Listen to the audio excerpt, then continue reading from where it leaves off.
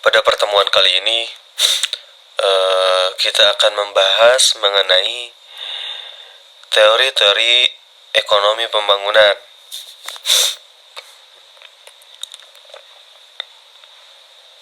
Nah,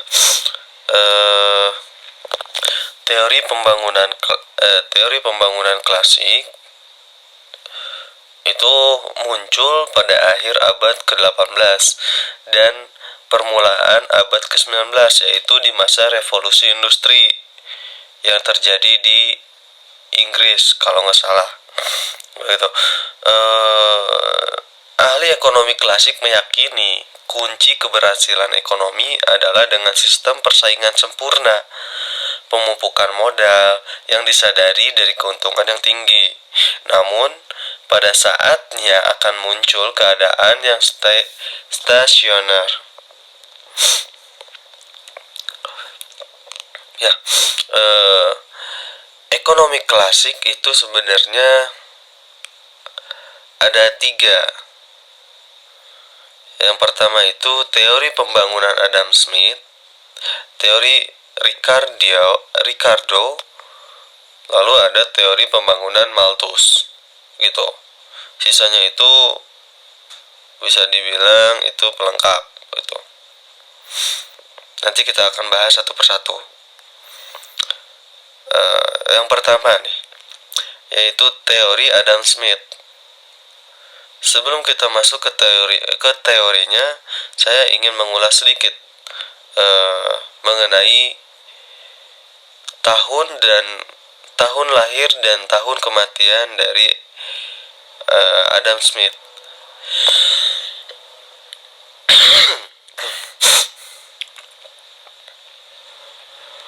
Ya, kita masuk ke materi intinya. Teori Adam Smith itu sebenarnya ada beberapa. Yang pertama itu hukum alam.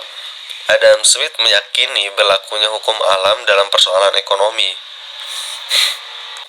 Yang kedua, pembagian kerja adalah titik mula dari teori pertumbuhan ekonomi Adam Smith yang meningkatkan daya produktivitas tenaga kerja. Lalu yang ketiga, proses penumpukan modal atau disebut juga dengan yaitu bahasa lainnya itu investasi gitu. Penumpukan modal harus dilakukan terlebih dahulu dari pembagian kerja. Lalu yang keempat, agen pertumbuhan. Menurut para petani, produsen dan pengusaha,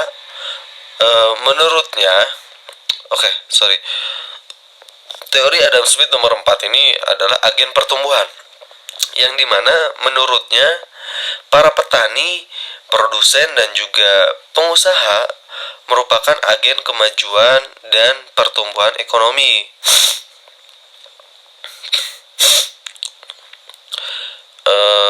Berikutnya ini ada kelemahan teori Adam Smith. Pengabaian yang pertama, ada pengabaian masyarakat secara luas. Lalu alasan yang tidak adil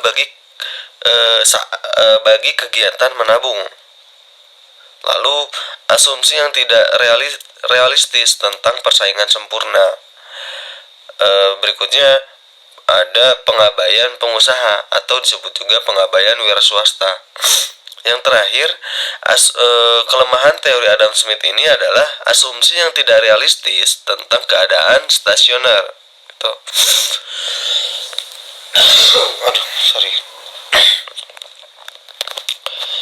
Berikutnya ada teori Ricardo. Menurut David Ricardo, di dalam masyarakat ekonomi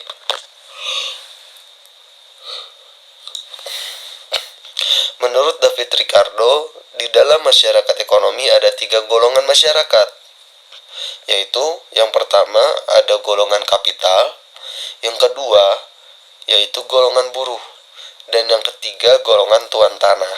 Begitu. Nah, David Ricardo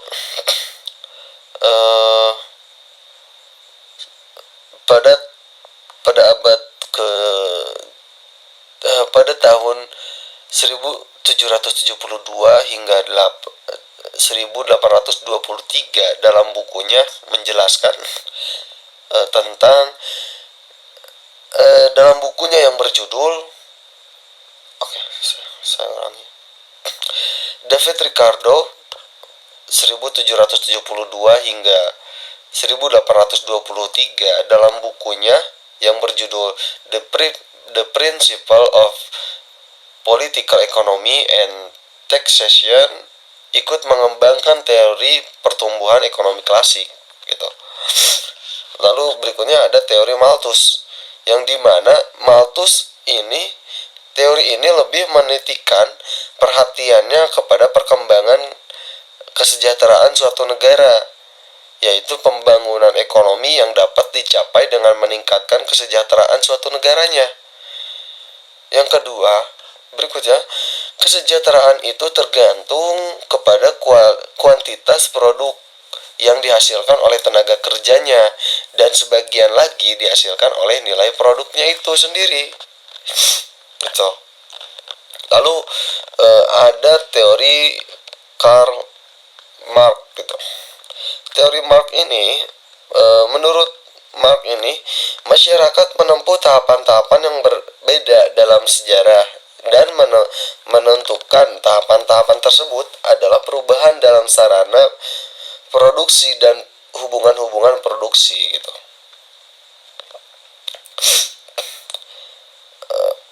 Nah, menurutnya perkembangan masyarakat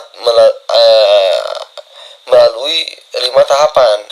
Yang pertama, masyarakat komunal primitif gitu. Yang kedua, masyarakat perbudakan. Yang ketiga, masyarakat feodal. Yang keempat, masyarakat kapitalis, dan yang terakhir, masyarakat sosialis gitu. Nah, berikutnya ada teori Schumpeter. Schumpeter mengasumsikan adanya perekonomian persaingan sempurna yang berada dalam keseimbangan manta gitu. Dalam teori ini, unsur pertama pembangunan terletak pada adanya kombinasi baru dalam kegiatan pembangunan yang berupa inovasi yang pelakunya adalah wira swasta atau inovator atau entrepreneur gitu. Nah, berikutnya ada teori Keynes. Yang pertama, semakin besar pendapatan nasional, semakin besar pula volume pekerja yang dihasilkan. Demikian sebaliknya.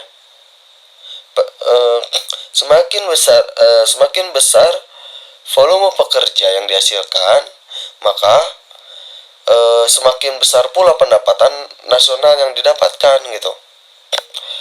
Lalu yang kedua, permintaan efektif ditentukan pada titik saat harga permintaan agregat sama dengan harga penawaran agregat.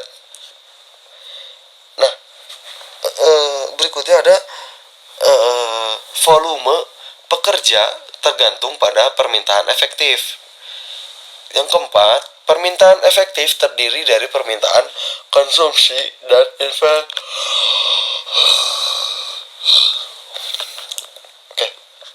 Nah, yang keempat, permintaan efektif terdiri dari permintaan konsumsi dan investasi.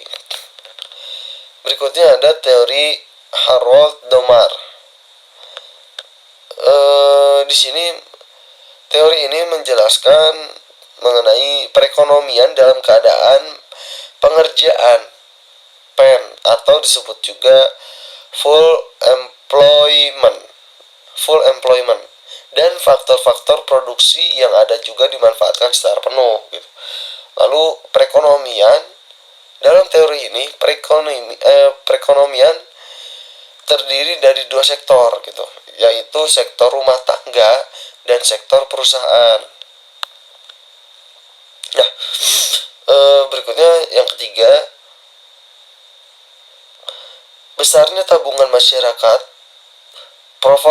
proporsional dengan besarnya pendapatan nasional.